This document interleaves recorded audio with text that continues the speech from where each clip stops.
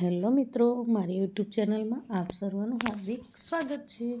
આજે આપણે ધોરણ 3 સ્વાધ્યાય પોથી ભાગ નંબર 3 અને વિષય ગુજરાતી એકમ 6 બતક અને અથવા પણ હંસ આ એકમનું આજે આપણે સંપૂર્ણ સોલ્યુશન જોવાના છીએ। પ્રશ્ન 1, ઉદાહરણ મુજબ શબ્દ બનાવો। ઉદાહરણ આપેલું છે ચડવું, તો ચડે છે, ચડશે અને ચડ્યો। એવી રીતે ઉતરતું, તેનું આવશે ઉતરે છે, ઉતરશે અને ઉતર્યું। તરવું, ફરવું, કરવું અને ઢળવું આ શબ્દોનું ઉદાહરણ મુજબ શબ્દો બનાવવાના છે। હવે પ્રશ્ન 2, નીચેના શબ્દો માટે કદરૂપ બતકડું વાર્તામાં કયા શબ્દો વપરાયા છે તે શોધીને લખો અને શોધેલા શબ્દ પરથી વાક્ય બનાવો। તો અહીં ઉદાહરણ આપેલું છે યુવાન, તો એનો અર્થ છે જુવાન, અને વાક્ય છે જુવાન હંસ ખૂબ સુંદર હતો। એ રીતે મિત્રનું બનાવવાનું છે બદસુરત, કિનારો, સલામત અને આશ્રય। આ શબ્દોના અર્થ લખવાના છે અને એના પરથી વાક્યો લખવાના છે। હવે પ્રશ્ન 3, નીચેના વાક્યો કોણ બોલે છે તે લખો। તો પહેલું વાક્ય છે માતા બતકી બોલે છે, બીજું છે હંસ કન્યા, ત્રીજું છે જુવાન હંસ અને ચોથું છે ડોશીમા।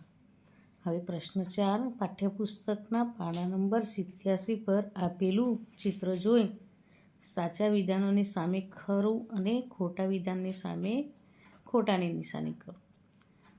તળાવમાં 4 કમળ છે તો ખોટું, 5 બતક તરે છે તો સાચું, ચિત્રમાં 2 ઘર જોવા મળે છે તો ખરું, પક્ષીઓ કિનારા પર દેખાય છે તો ખોટું, ચિત્રમાં પણ ઝાડ નથી તો ખોટું। હવે પ્રશ્ન 5, બતક અથવા રાજહંસનું ચિત્ર દોરવાનું છે। અહીં બતક અથવા રાજહંસનું ચિત્ર દોરવાનું છે। હવે આગળ પ્રશ્ન 6, કૌંસમાં આપેલ શબ્દોમાંથી યોગ્ય શબ્દ પસંદ કરી ખાલી જગ્યા પૂરો। તો કૌંસમાં આપેલું જ છે અને તે, તેથી, પણ, એટલે। તો એ પહેલામાં તેથી લખશું, બીજામાં એટલે, ત્રીજામાં કે, ચોથામાં અને, પાંચમામાં પણ। હવે પ્રશ્ન 7, આપેલ પ્રશ્નના જવાબ લખો। અહીં પહેલો પ્રશ્ન છે બતકી શું વિચારમાં પડી હશે, બીજું પાંચમું ઈંડું કેમ મોટું હતું, 3 બતક માતાએ બચ્ચાઓને કઈ બાબત સમજાવી, 4 રાજહંસે હંસ કન્યાનો આભાર કેમ માન્યો। હવે આગળ પ્રશ્ન 8, મારો પરિવાર વિશે 5 થી 7 વાક્યો લખો। પછી છે પ્રશ્ન 9, થોડા દિવસ પછી તેની સાથે નહીં તરીએ સુધીનો ફકરો સુંદર અક્ષરે લખવાનો છે।